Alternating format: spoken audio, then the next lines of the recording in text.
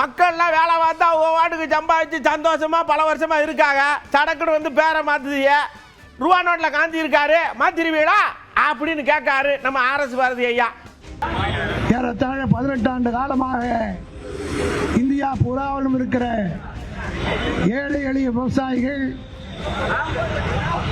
ஒருவேளை உணவாவது உணவக்கூடிய அளவுக்கு நிலைமைகளை மாற்றி அமைத்தது இந்த திட்டம். விவசாயிகளுக்கு எதிரியாக மோடி பல திட்டங்களை சட்டங்களை கொண்டு வந்தார்.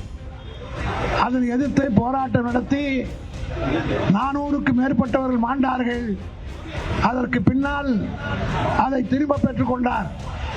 அதே போல்தான் இந்த திட்டத்தையும் அவர் திரும்பி பெறுகிற வரை இந்தியா கூட்டணி ஓயாது என்பதை இந்த ஆர்ப்பாட்டத்தின் மூலமாக நரேந்திர மோடிக்கு நாம் எச்சரிக்க வேண்டும். எங்களை உங்களுக்கு பிடிக்கிற ஏழை எளிய மக்களையும் பிடிக்க மாட்டேங்குது. அப்புறம் உங்களுக்கு யாரைத்தான் பிடிக்கும்னு எல்லாருக்கும் தெரியுது. என்ன பண்ண முடியும்? ஆனாலும் நாங்கள் போராடுவோங்க. நான் திட்டக்குடியில் 2006 சட்டமன்ற உறுப்பினராக இருந்தேன்.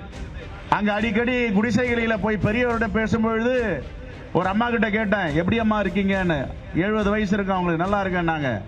எப்படின்னா முன்னாடிலாம் ரொம்ப அமைதியா டல்லா இருப்பேன், இப்போ ரொம்ப மகிழ்ச்சியா இருக்கேன்னு.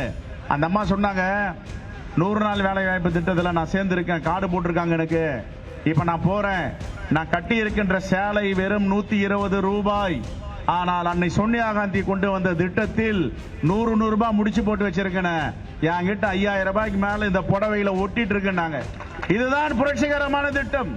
இதை தான் அன்னை சோனியா காந்தி அவர்கள் கொண்டு வந்தார்கள். இது மோடிக்கு பிடிக்கல, அமித்ஷாக்கு பிடிக்கல, RSS கூட்டத்துக்கு பிடிக்கல. இதை ஒழிக்க வேண்டும், அழிக்க வேண்டும். நாடாளுமன்றத்தில் நம்ம கனிமொழி அக்கா பேசுற பேச்சு எல்லாருக்கும் யோசிக்க வச்சது. அதாவதுங்க, நீங்க அந்த யோஜனா இந்த யோஜனா எல்லா யோஜனான்னு வைக்கிறீங்க. அதுக்கு நீங்க ஒழுங்கா நிதி தரீங்களா? பல இதுக்கு நாங்க தான் நிதியை கொடுக்குறோம் எங்க இதுல. நீங்க என்னடானா பேரை மட்டும் வச்சுட்டு ஓடி போறீங்க. அதாவது பேர் வச்சாங்களே சோறு வச்சாங்களான்னு கேட்கிற கதையா இருக்கும் உங்க கதைங்காக. நான் கேட்கிறேன், பிரதான் மந்திரி ஆவாஸ் யோஜனா, பிரதமரின் வீடு கட்டக்கூடிய திட்டம், பேரு பிரதமருடைய பேர்ல இருக்கு. ஆனா உண்மையிலேயே 61% பணத்தை நிதியை வீடு கட்டுவதற்கு வழங்குவது மாநில அரசு. நீங்க கொடுக்கிறது 39% மட்டும்தான். பிரதான் மந்திரி மத்ஸ்ய சம்பதா யோஜனா ஒன்றிய அரசாங்கம் வழங்குவது 27%. தமிழ்நாடு அரசாங்கம் வழங்குவது 73%. முதியோர் உதவித்தொகை 1000 ரூபாய்க்கு மேலாக வழங்குவது எங்களுடைய அரசு. நீங்க கொடுக்கிறது 200 ரூபாய். ஜல்ஜீவன் மிஷன் 50% என்று சொன்னீர்கள். ஆனால் உண்மையிலேயே தமிழகம் 55% அந்த திட்டத்தை நிறைவேற்றுவதற்காக வழங்கிக் கொண்டிருக்கிறது. இப்படி ஒவ்வொரு திட்டத்திலும் எங்களை, மாநிலங்களை வஞ்சித்துக் கொண்டிருக்கக்கூடிய ஆட்சி இந்த மசோதாவின் வழியாகவும் மறுபடியும் மக்களையும் மாநிலங்களையும் வஞ்சிக்க தொடங்கி இருக்கிறீர்கள். இதையும் ஒரு வாய்ப்பாக நீங்கள் பயன்படுத்திக் கொண்டிருக்கிறீர்கள் என்பதை நினைக்கும் போது வருத்தமாக இருக்கிறது, வெட்கமாக இருக்கிறது. எங்களுடைய UPA அரசாங்கம் இந்த திட்டத்தை கொண்டு வந்த போது ஒரு அக்ஷய பாத்திரத்தை அங்கே இருக்கக்கூடிய விவசாய தொழிலாளர்களின் கைகளிலே வழங்கியது. நீங்கள் அதை பிடுங்கிக் கொண்டு ஒரு பிச்சை பாத்திரத்தை வழங்கிக் கொண்டிருக்கக்கூடியது வெட்கப்படக்கூடியது, வேதனைப்படக்கூடியது.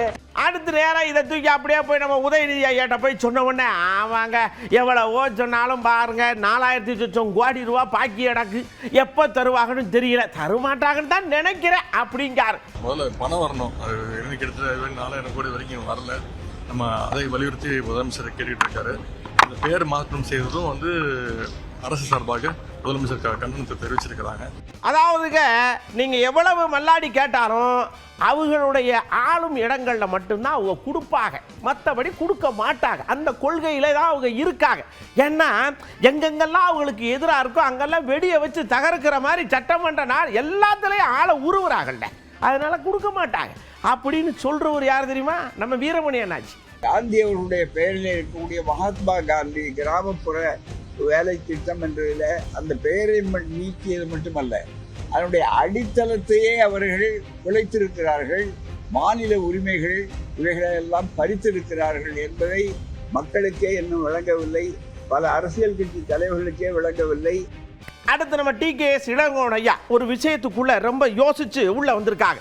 அதாவது திமுக ஒரு தீய சக்தி அப்படின்னு விஜய் சொன்னார்லா, அது சொல்றாரு அவர் ஒரு கொலகார சக்தி.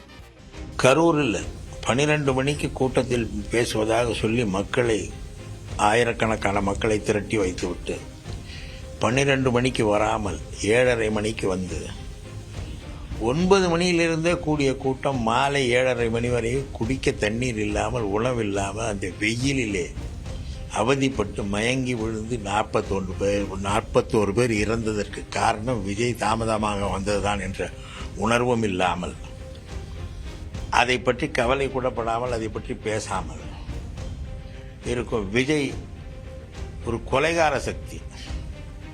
அவர் தூய சக்தி அல்ல.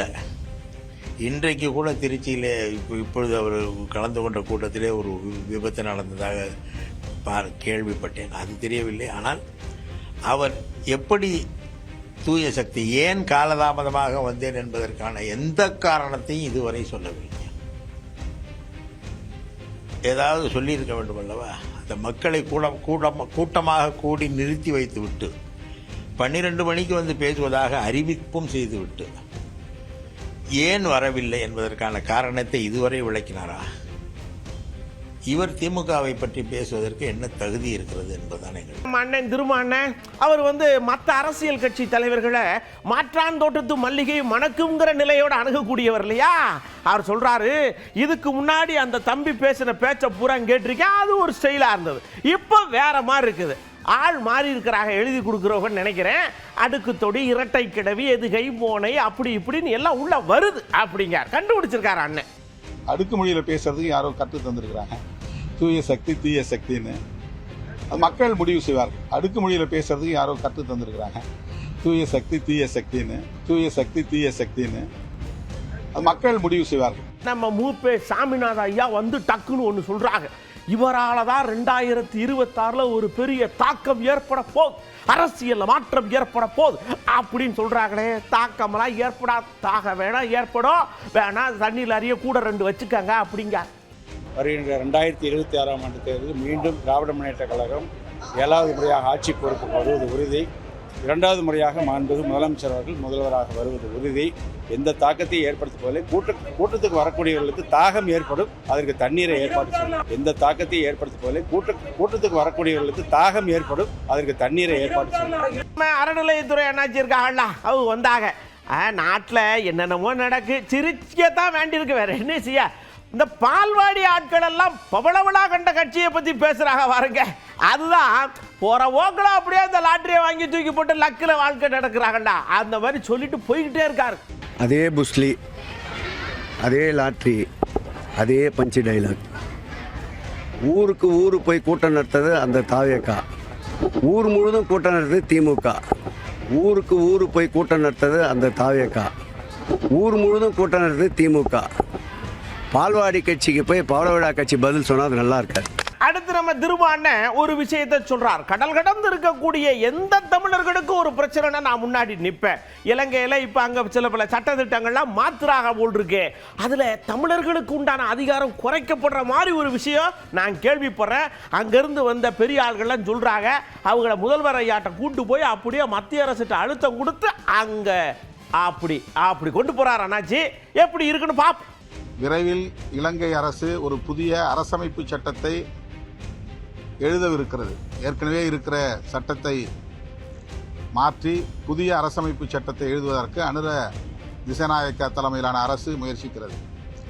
இப்படியான ஒரு சூழலில் இந்திய அரசு தலையீடு செய்து அந்த அரசமைப்பு சட்டத்தில் கூட்டாட்சி முறைமையை இணைக்க வேண்டும் என்று வலியுறுத்த வேண்டும்.